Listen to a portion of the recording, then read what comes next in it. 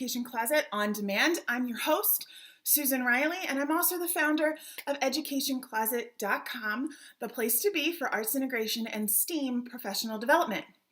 Today, I'm sharing with you some simple ways, my actual number one tip for finding and getting inspired for arts integration strategies. Now, one of the biggest things that we hear from our audience all the time is their frustration with trying to find strategies that are going to work for their students.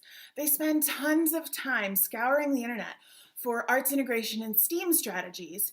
And the trouble is that there is a limited amount. There are some key websites and consultants and resources that have some fantastic strategies out there, but it almost seems somewhat limited. So that's trouble number one. Trouble number two is that when they do find strategies that work, they're still spending a lot of time tweaking them. And so they kind of feel like, why am I even bothering trying to look for some? I should just create some.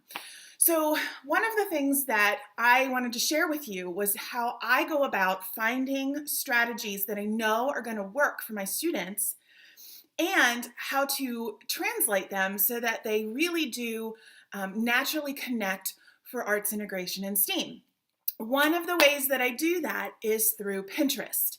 Now, I know a lot of you are already on Pinterest. If you're not, welcome to the pinning world today. You need to get an account today and just kind of play with it for a while. But specifically, what I do with Pinterest is very targeted. I actually make sure that I follow educators that are not in my specific genre of teaching. So while I do follow arts educators quite a bit, and I follow arts organizations quite a bit, I also follow people who are reading teachers and math teachers and science teachers, and even organizations that have products and services targeted to general education. Now, as an arts integration specialist, one of the things that we show with strategies is that, number one, they are just strategies. They're the beginnings for arts integration. And number two, they're grounded in the arts, right? So why in the world would I be looking for strategy inspiration from general educators? Well, I'll tell you why. First of all, what they're pinning, what they're finding, the strategies that they're using are a natural way to start to connect with the arts in many cases. So what I'm going to do for you today is actually take you behind the scenes of my own pinning boards so that you can see what I do. I'm going to show you my private art strategy tweaks board. I'm going to show you how I go and search for educators who are pinning really great things that work in their classrooms. And I'm going to show you how to translate what they're doing into something that is really meaningful as an arts integration strategy that's going to work for you as a launch pad to arts integration and STEAM lessons.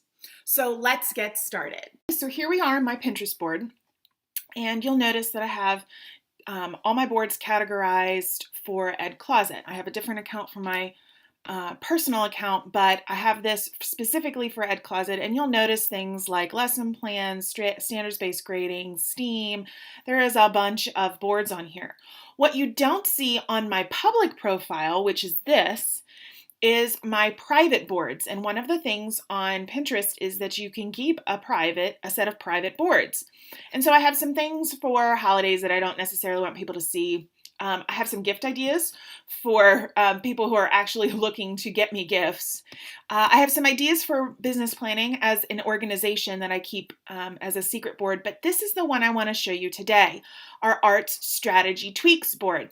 And this is really a way for me to brainstorm ways to find strategies that are going to work in the classroom.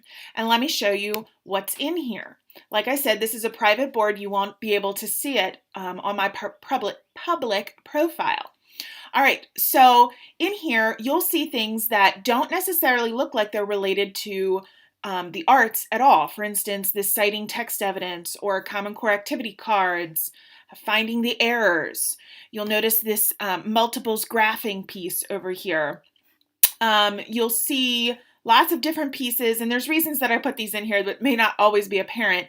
The sight word practice box, the general idea of some of these strategies that practitioners in general ed classrooms are using that could be really helpful to the arts. So here's what I mean.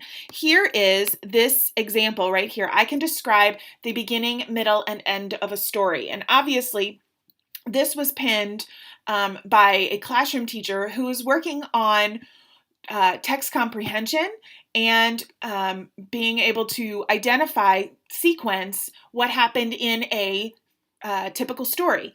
Now, what we did was take that, and because this is a really good strategy that I know a lot of general educators use, identifying the beginning, middle, end as anchors, right? And what the questions are that go with each of those anchors, we created a separate strategy card that used this with arts documents. So if you were using what's the beginning of a piece of music, what's the middle, and what's the end, and what are some questions that you can ask with that? And I'm going to show it to you right here on the screen. You'll see it right on the right-hand side. And it looks very similar to this because it was inspired by the same idea. But the questions are a little different. I'm tweaking this a bit. And of course, we always give credit to where it originated, and you'll find that in today's post. But what I want to show you is that you can use Pinterest as a way to gather ideas for these strategies, and all it takes is a little tweaking.